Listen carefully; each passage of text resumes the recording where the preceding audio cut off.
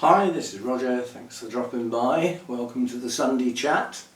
Hopefully not going on too long because I'm conscious of the sun coming across. Once it hits the roof it's going to warm up, and I've got the fan off, you know, so I don't want it running on into the hot part of the day. Right, yesterday's excuse me, still a bit croaky. That's a good point. My theory about the air conditioning unit at the NEC that caused my problem, you know, severe cough and really sore throat and all that, the three people that I was with that were also in the full blast of that air condition, they were fine. Now it could be that it just got me, you know, maybe I had a sore throat coming anyway, I don't know.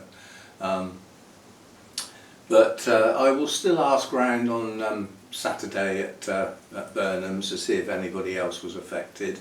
But I mean, Alan and Sue and Lynn, we were all in the same place basically, and when the unit turned on full blast and blew all the dirt all over everything, Alan was quite annoyed actually, because I mean the chairs that Alan and Sue were sitting in were covered in dirt, and our table, our black cloth, and it got all in the plants on the display, all down in, you know, so it wasn't very good, but nobody else was ill as a consequence, only me.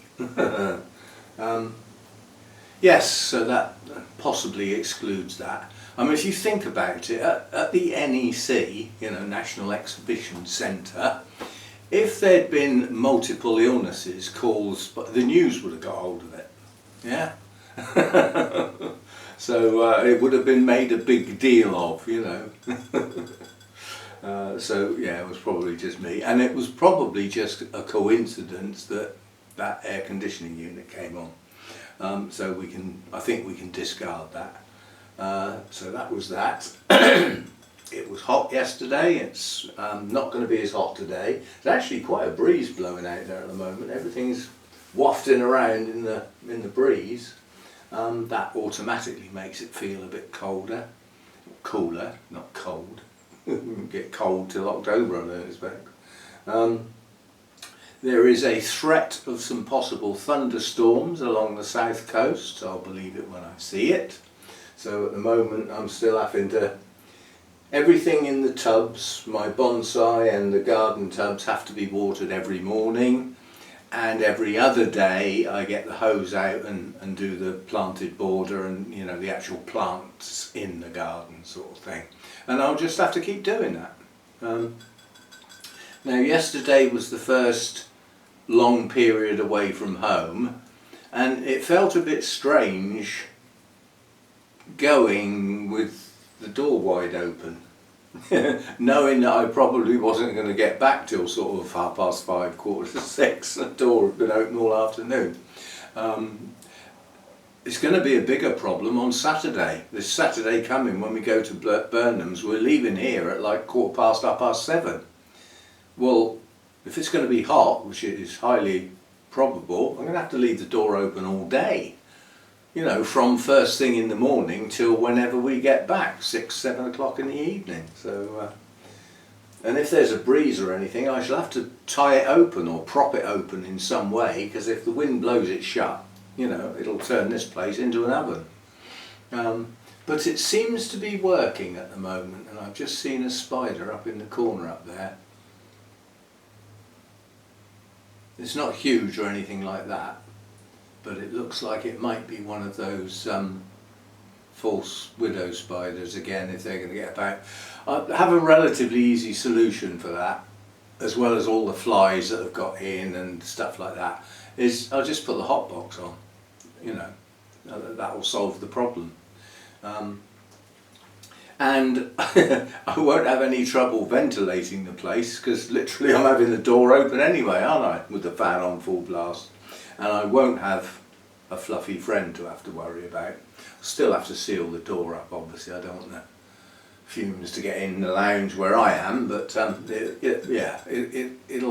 it'll be okay to use it. So we might have a go at that. Not this week, but coming soon perhaps. Yeah, I got there early yesterday. I usually get there early so that I can choose my parking space, which is normally as close to the door as possible, so I haven't got so far to walk, loading and unloading all the kit. But this time we choose to park under the trees in the shade.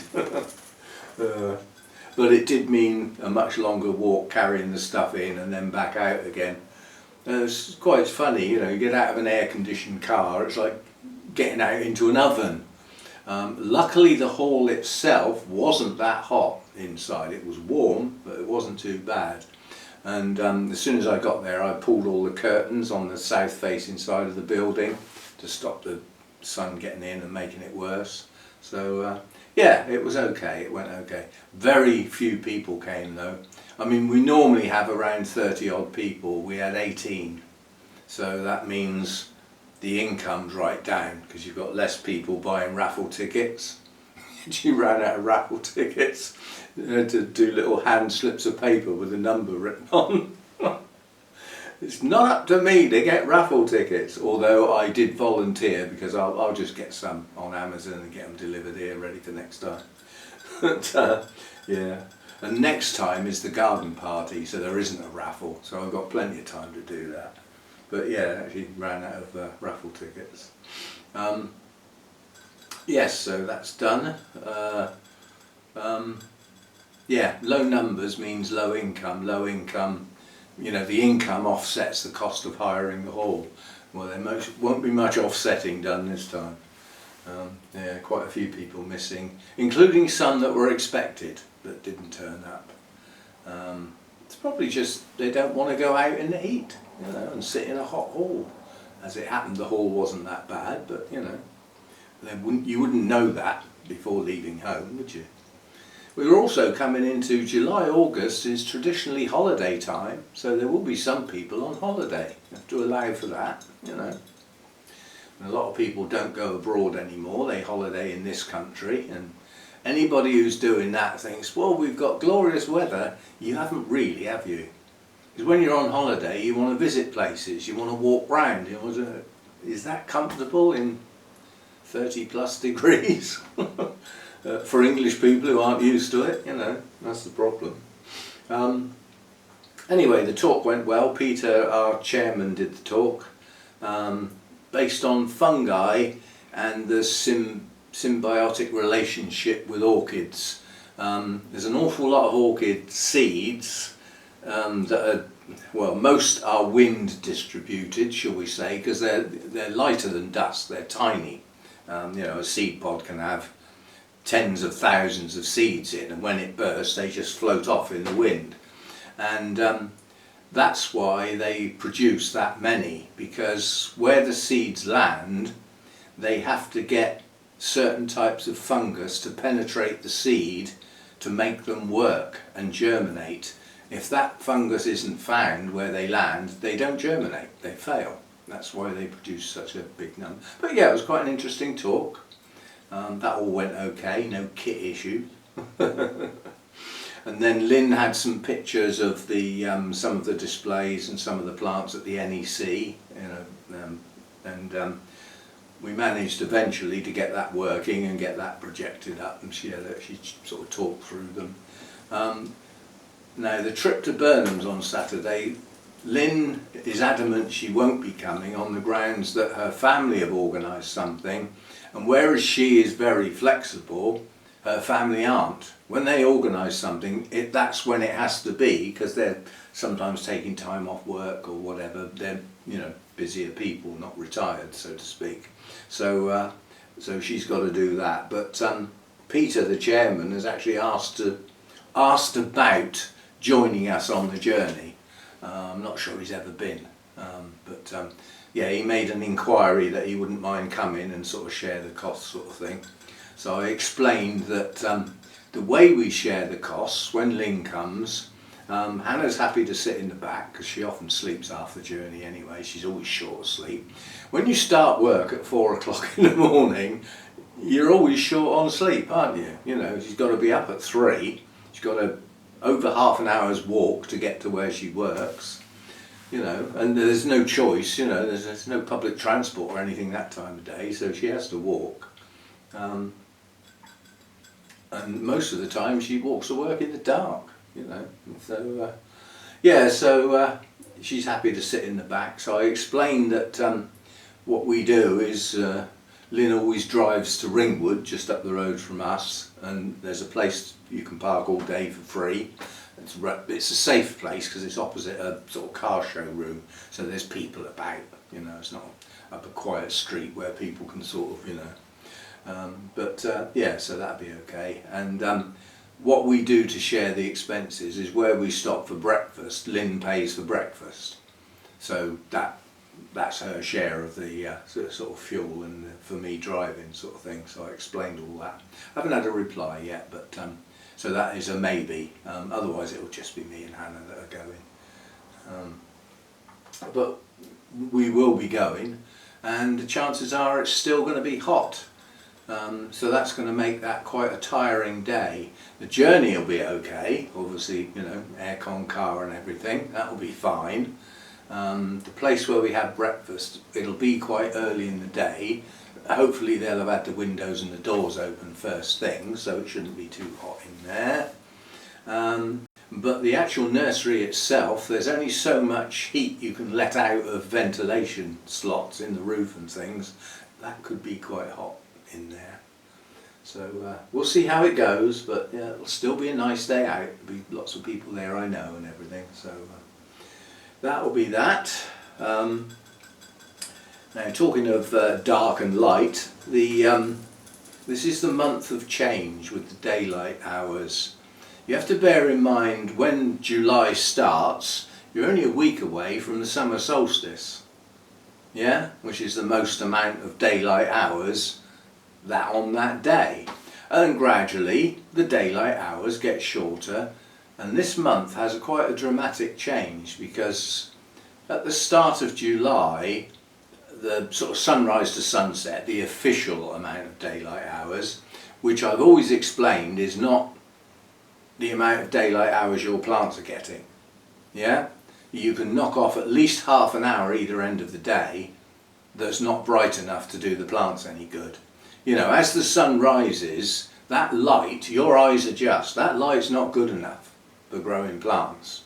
The sun's got to get up and brighten everything up. So, but anyway, at the start of July, you're looking at just under 16 and a half hours of daylight hours. It's about 16 hours, 20 minutes. By the end of July, that's down to less than 15 and a half hours, heading back towards 15. And at the end of July, the rate of change is starting to build up towards 3 minutes a day. So by the end of July, you're going to notice your days getting shorter. Probably haven't noticed anything yet, but in the next 3 weeks you will. So, you know, 3 weeks time you'll be saying, ooh, the nights are drawing in, as though it's a shock. It happens every year, but we have to mention it. It's getting lighter, quite late now, isn't it? You know, you get all these comments every flipping year, as though it's the first time ever. You know, big scientific discovery or something. You know, it's just normal. What isn't normal is this weather, though. This, as I say, this is the third heat wave. I believe it's already broken a record with the number of days declared as a heat wave, consecutive days. I think the last time it was this bad was 1976, which I do remember. It, but yes, so prolonged heat wave doesn't do people's health any good. You know, people who've got breathing difficulties or asthma or anything like that, don't do them any good at all, this sort of weather. Luckily this heat wave hasn't got the humidity level that the last one had, which means it's not quite as uncomfortable. Still not pleasant though, or I don't find it pleasant. But it's what there is, so you've got to put up with it. You know, can't change it, can we? And a lot of those that say we know the reason why it's changed that much, It's our flipping fault anyway for not listening to the people who knew in advance what was going wrong.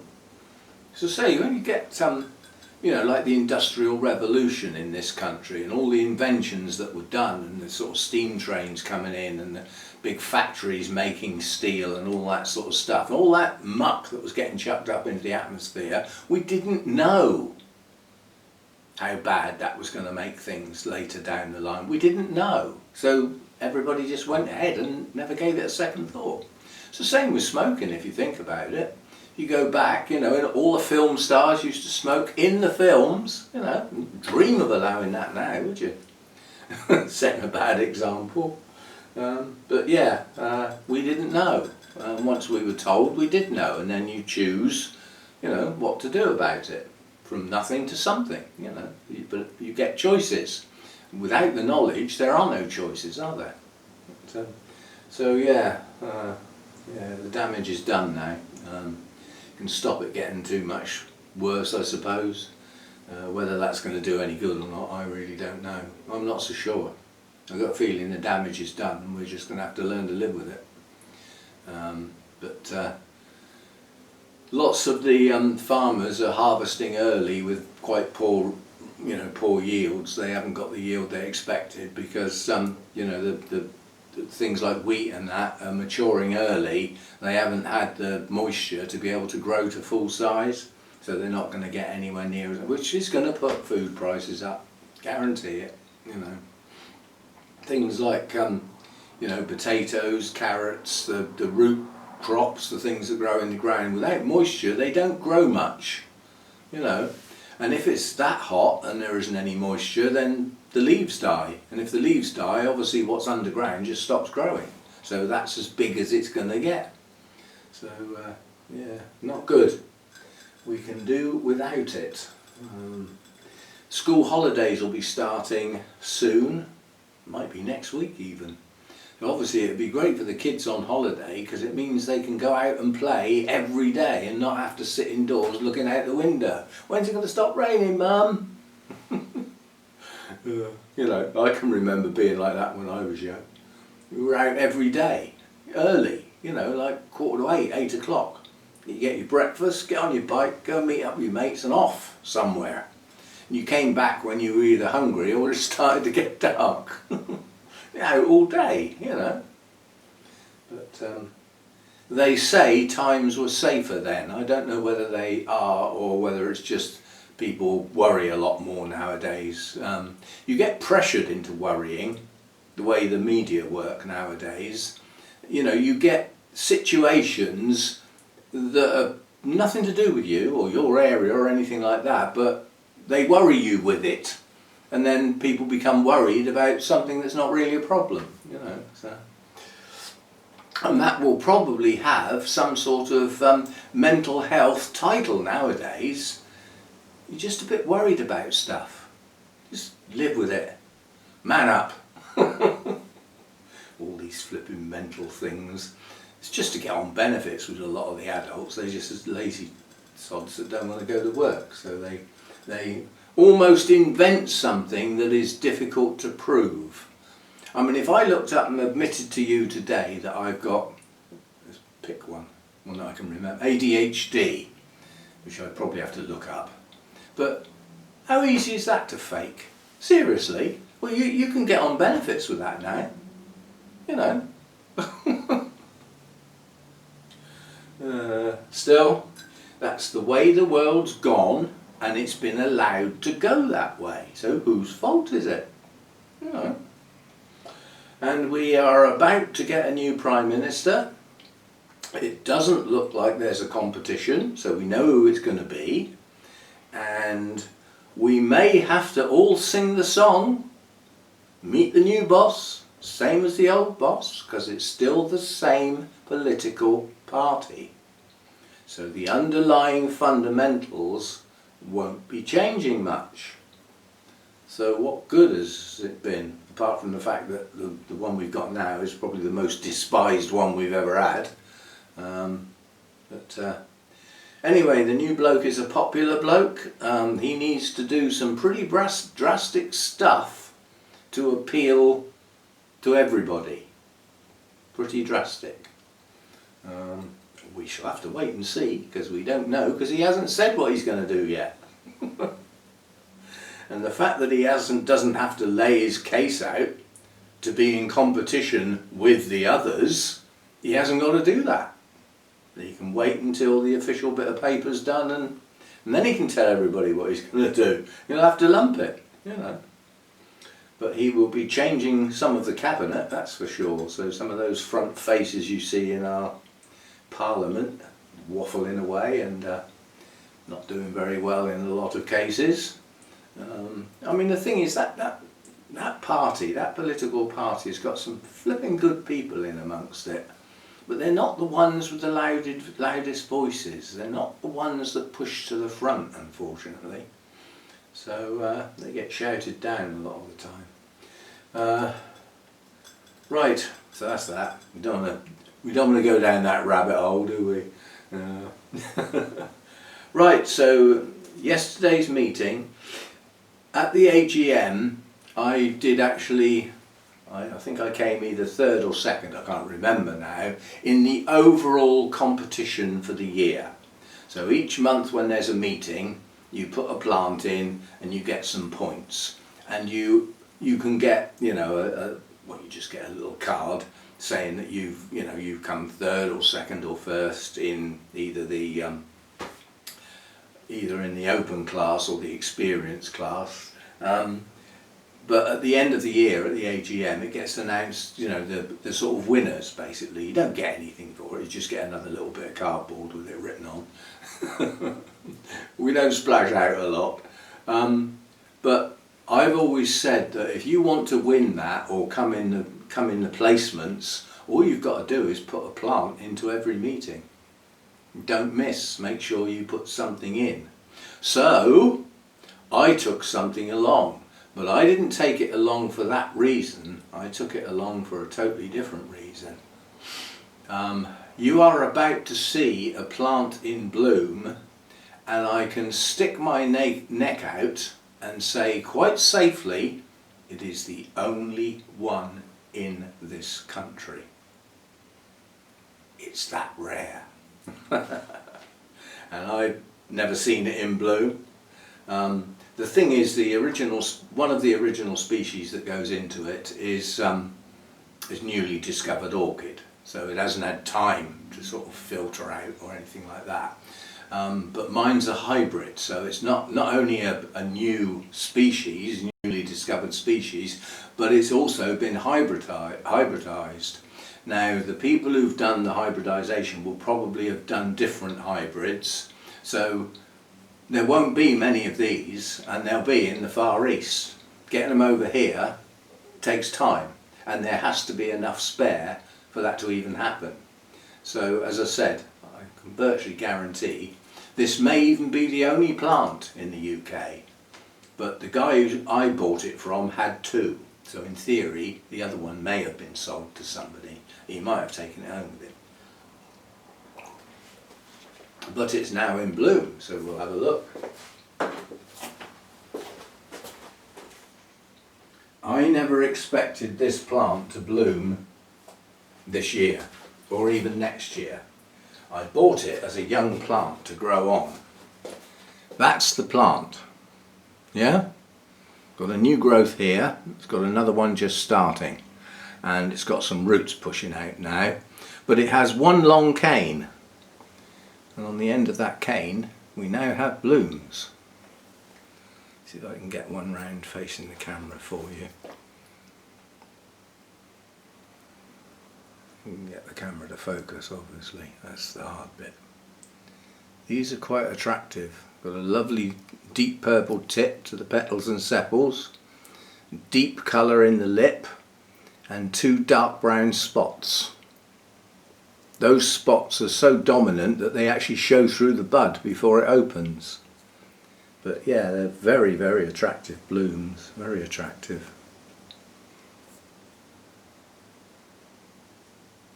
So there you go. So I took that in for its novelty value, and it is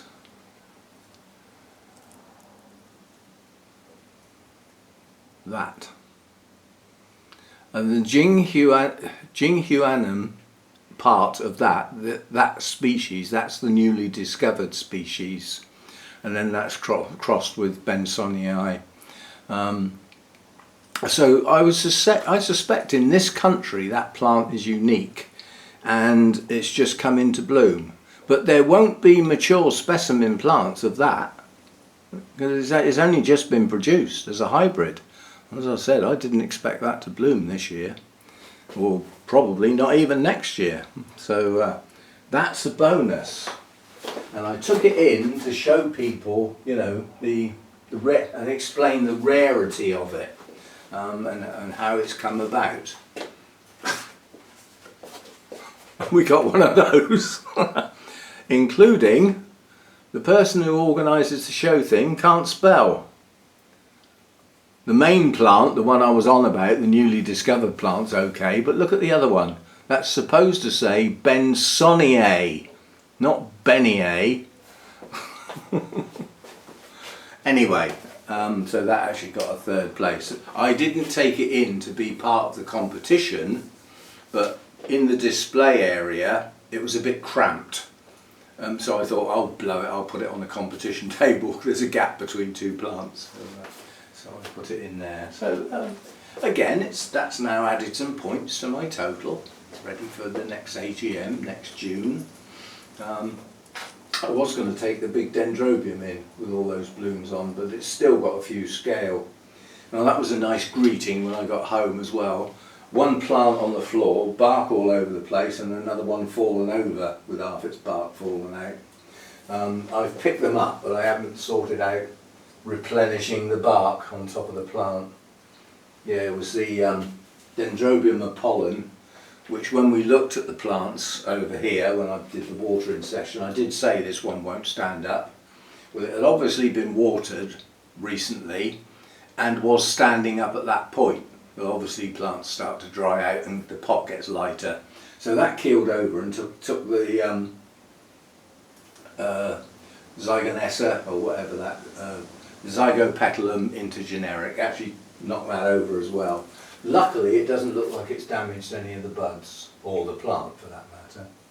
And the Apollon that was down on the floor isn't damaged either. So that must have landed sideways on. Because that, you know, that could have broken the new cane, you know, be this year's growth gone.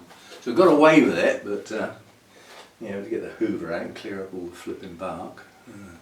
Right, now, because I didn't have treasurer duties yesterday, and Peter used his own laptop and everything, all I had to do up the front was set the projector up and hand the end of the lead for him to plug into his laptop.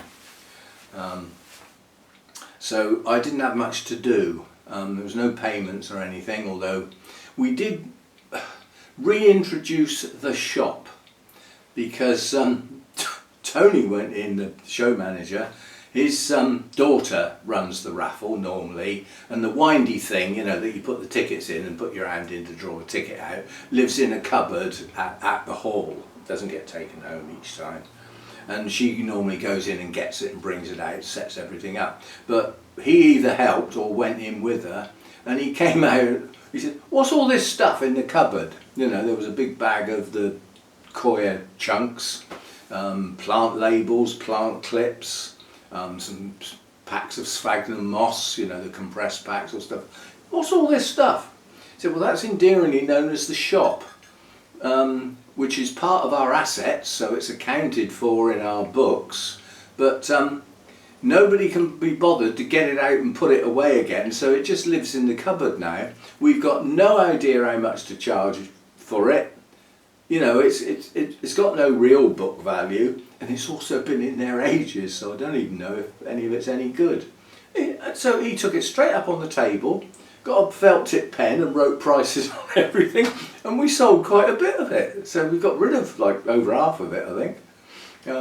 And then obviously what was left had to be put back in the cupboard, and he said, "Oh, I don't mind getting that out each time." So we've revisited the shop. And in our meeting we were discussing how our shows are going to work, because Peter White's not doing shows anymore. Our show in October is probably his last one. Now, he did say he would be happy to supply goods, because you know he doesn't do plants, he does the bark, you know, the fertilizers, plant related stuff, pots and you know all that sort of stuff. He does all that.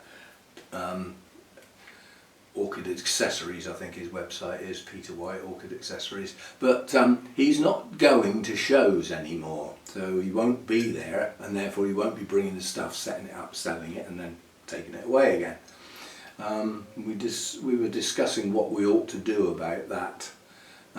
Now, Burnham's sell most of what Peter White sells, but they don't bring it along to our shows because Peter White's already there doing that stuff.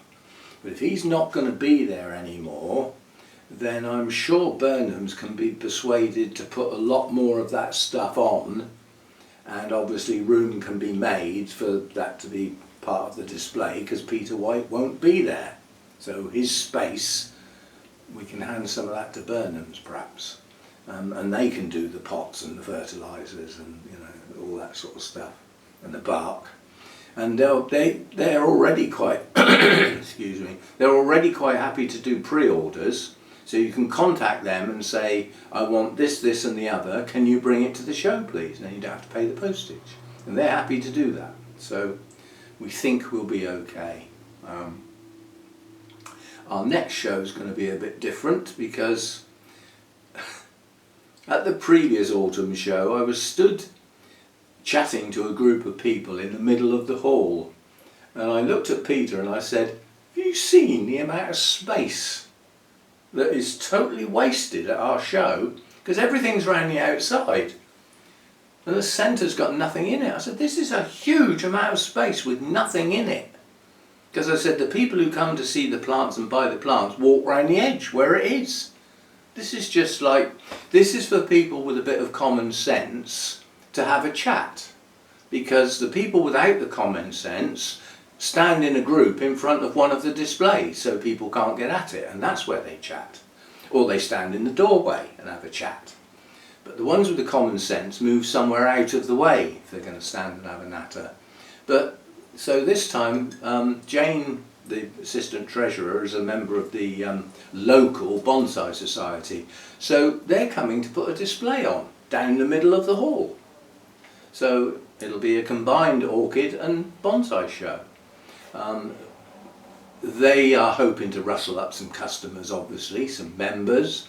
I don't think they're selling anything, as far as I know, but it's nothing to do with me. I've been keeping my nose out. I've got enough to do.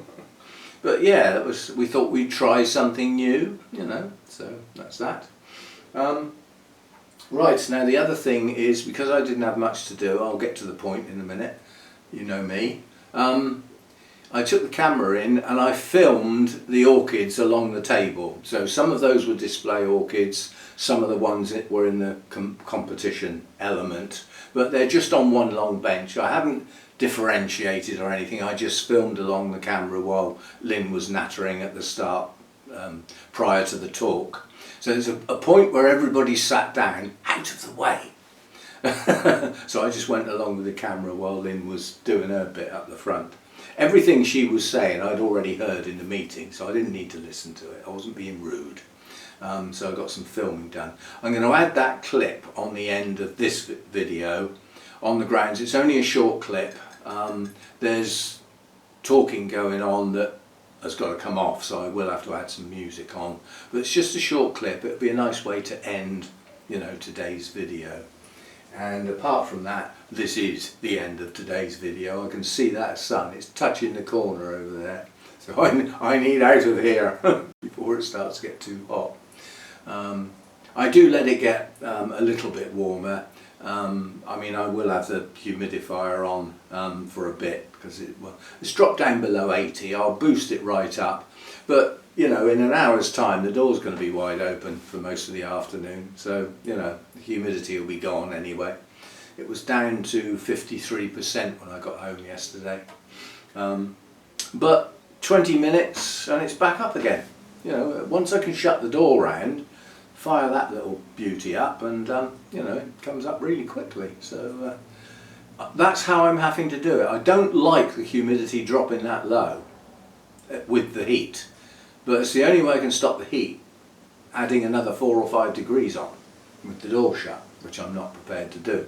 That will do more harm to the plants than a portion of the day with low humidity when they've got high humidity either side, including all night long. The little bit where the humidity is low is going to do far less damage than half a day at temperatures that none of them are going to like.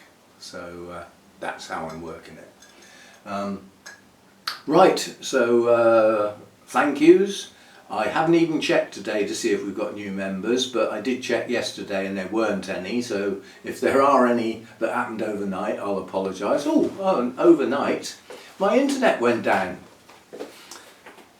when I got back. If I'm out for any length of time or overnight, I turn all the standby lights off. I see no point in wasting the energy, so I just flick the switches on the multi plug down there, and so the hub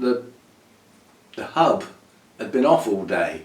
So when I got home, I flicked the switches back on. That turns the charger on for the laptop, the big screen, TV, the new TV box that I've got. All that sort of fires up.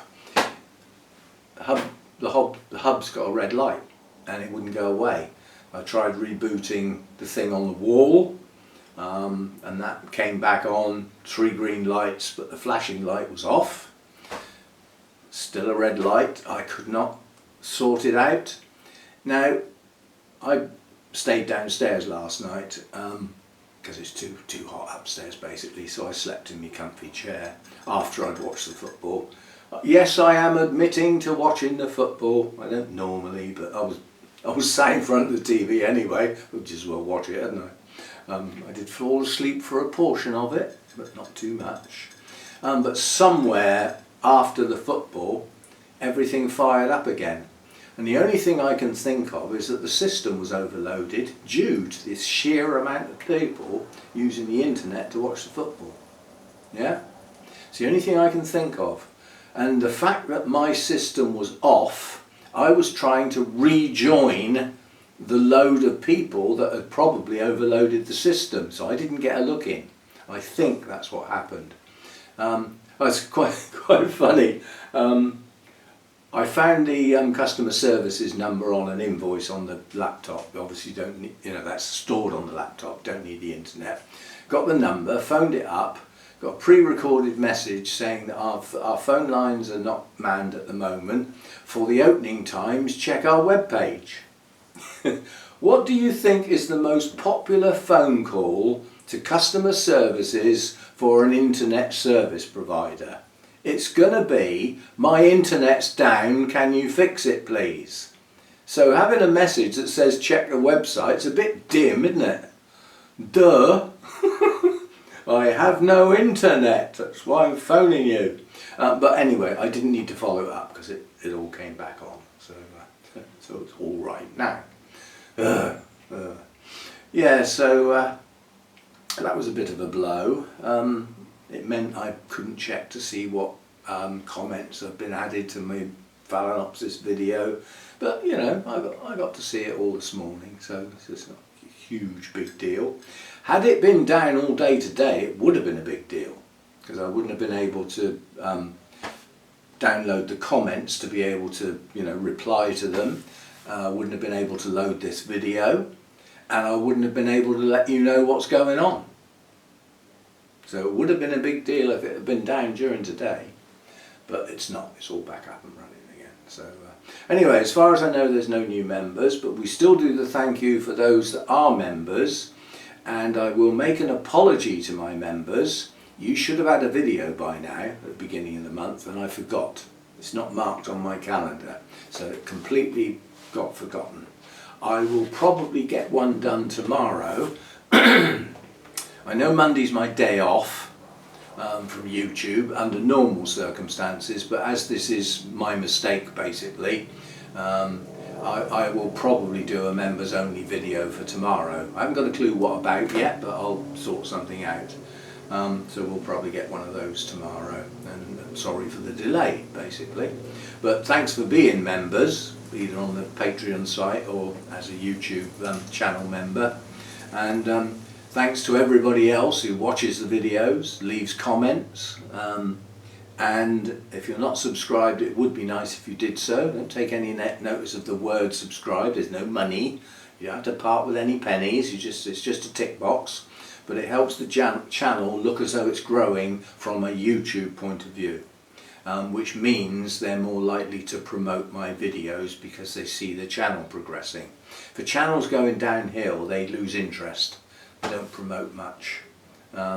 It's quite interesting, it doesn't happen all the time, but sometimes I put a search into Google, and you get words, you get the AI overview, that's the first thing you get. But most of the time that's actually okay, I'm not knocking it. And then you get some other bits, and then you normally get 2 or 3 videos. It's really nice when one of mine comes up. I like that. Because it means it's searched, and if it's only going to put 3 videos and it's included one of mine, that's pretty good stuff. I'm quite sort of proud of that, really. Obviously there's lots of things that I search on Google that I don't have any videos for, so you wouldn't expect to see any of mine.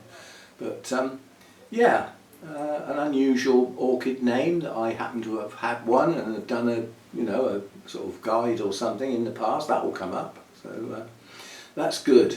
And yeah, thanks for those who watch the videos regularly. As I say, we've got holiday season coming up now, so people are going to be away. They're not necessarily messing about with YouTube while they're on holiday. I know some do, because they can't put their phone down. But, and if you're one of those and you're watching my videos, thank you. But yeah, I mean, the channel slowly but surely, steadily progresses. It is a relatively steady rate. There's no sudden surges or anything like that. So it plods away, slowly but surely. I mean, we're 17 and heading towards 17,500 subscribers at the moment. It'd be nice when it hits 18, that would be nice, but that's quite a long way away, I think, I forget what it was, I worked it out once, I think it's about 150 odd subscribers a year, something like that. So obviously it is slow progress.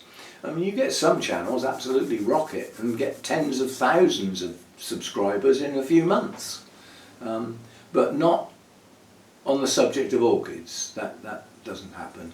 The big orchid channels are already there. To try and catch those up, I would say, is virtually impossible.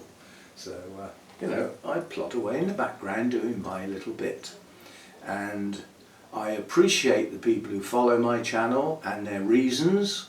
And don't forget, while you're there, if you haven't subscribed, that would be nice. As I've said, it don't cost anything, it's just a tick box. But the other thing that is quite important nowadays, the way YouTube work, is the thumbs up, yeah, and leaving a comment, because it shows an interaction, and that's what YouTube likes. It likes engagement, interactions, joining in a bit with the channel. Leaving a comment is joining in, thumbs up is joining in, engagement, and it likes retention. So it likes people who watch quite large chunks of a video, preferably all of it, and then possibly watch another video on the same channel. That's a big tick from YouTube when something like that happens. So you know how you can help. I mean, there's playlists on my channel.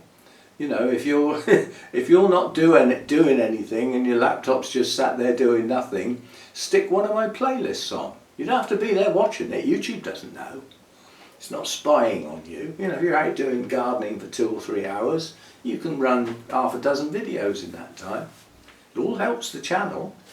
That's what I said, if your laptop's on anyway, sat there doing nothing, it is a way of adding viewing time to the channel without you having to spend your personal time doing it. Because I appreciate people haven't got lots of spare time nowadays. So I appreciate the time that is spent actually watching the videos. It is appreciated. Right, so we will end with this clip from yesterday. It's only short, it's just me literally slowly going along the plants with a bit of music, and I will see you in the next one, whatever it is. Hopefully I will see the members tomorrow in a members only video, and then I'll be back on Tuesday. I now have no pre-recorded videos, so I'll have to start thinking again, aren't I? But I am, this big list of suggestions that you all did and then voted on, I'm ticking a few off as we go along. We ticked off the cooking one, it was useful. But yeah, you know, some of them are not so easy to do, so they might take longer to get ticked off, but we are working on them. And like I said, see you next time. Thanks for being here, thanks for watching, bye for now.